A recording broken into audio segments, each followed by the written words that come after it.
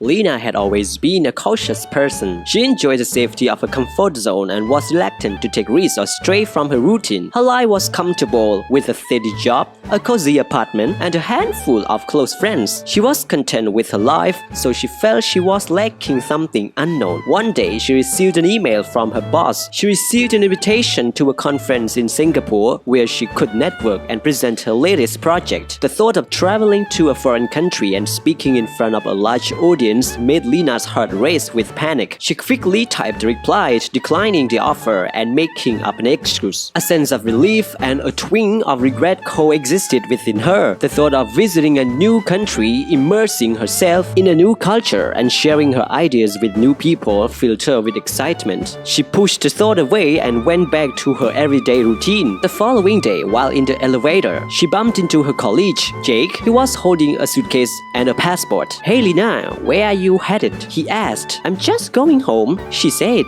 "What about you?" "I'm going to Singapore for the conference. Didn't you get the invite?" Lena nodded. "I did, but I turned it down. I have too much work to do." Jake raised his eyebrows. "Really? That's a shame. It's a great opportunity. You know you should get out of your comfort zone occasionally. It's good for you." Lena felt annoyed. "What do you mean by that?" she asked. Jake shrugged. "I mean, you always play it safe. You never try anything new or challenging. You're missing out on so much." Lena felt defensive. "That's not true. I like my life the way it is. I don't need to change anything." Jake smiled. "Suit yourself, but trust me, you'll regret it someday. Life is too short to stay in your comfort zone." He waved goodbye and left the elevator. Jake's comments made Lena feel angry and hurt, so she interpreted them as rude and judgmental. She didn't need his advice or his pity. She was happy with her life, or so she told herself. She tried to forget about the conversation by indulging in pizza, Netflix, and an early bedtime. She did the same thing the next day and the day after that. After Jack's speech, she realized that she fell into a rut of boredom and monotony. She stopped learning new things, meeting new people, and having new experiences. She stopped growing as a person. She found herself confined to a comfort zone. One day, she received another email from her boss. It was a performance review. Her work was deemed satisfactory, but it didn't quite meet the outstanding standard. It said that she lacked initiative, creativity, and leadership skills. She needed to improve her communication, collaboration, and presentation skills to become better. According to the assessment, her potential for promotion or career advancement was deemed to be zero.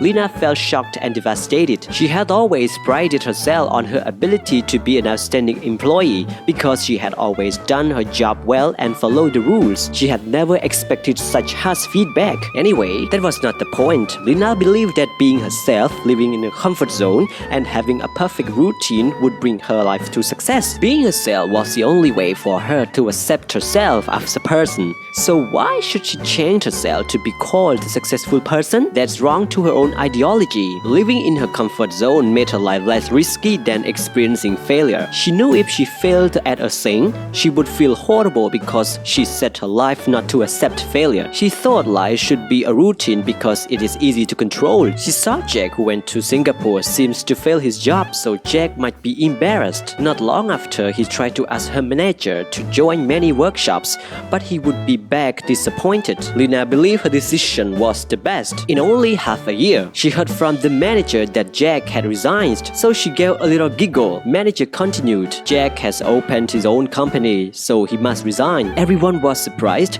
but Lena believed Jack was risking his career, so she felt sad for him and was happy with her own choice. For years, Lena stayed at the company while some co-workers left. The new manager arrived and told everyone he would leave them because Lena's old manager worked for his used-to-be subordinated Jack overseas. Lena shouted, "It's risky." The new manager replied, "Sadly, I failed CEO Jack's interview."